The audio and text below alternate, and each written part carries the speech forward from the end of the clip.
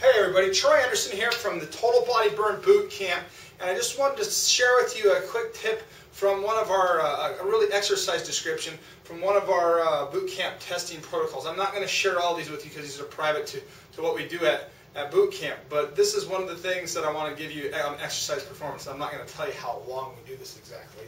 But this is the plank. We just shared this with a consult that came into our studio here. But planks are very popular, very common. You see them in all the fitness magazines. Got my trusty sandbag here. Hopefully it doesn't block the view too much. Planks, you want to have your elbows underneath your shoulders. You want to have your toes curled underneath you. And all you're going to do is lift up off the ground. Now this looks like a really pretty, decent plank. What tends to happen here, though, is I'm not doing it right. And I'll show you why here in just a second. What tends to happen when people aren't doing a plank right, we start to sag, or we start to round, or start to stick our butt up in there, or we start to go down in here. And that's what happens. And typically when we do that, most of us will get some degree of tension in our low back. We don't want to see any of that.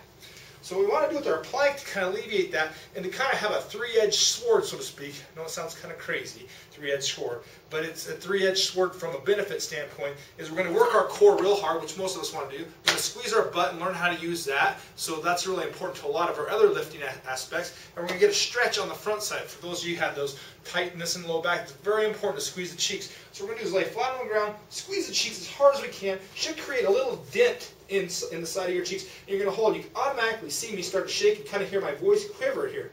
And that's how you do a good plank. Once you start to relax the cheeks that you can see I just did there and start to sag, well then you need to come back down to the floor because most of you aren't going to be able to kind of gather that technique or form from the up position. Squeeze the cheeks again and come off. And that's what you want to do, is hold this butt tight.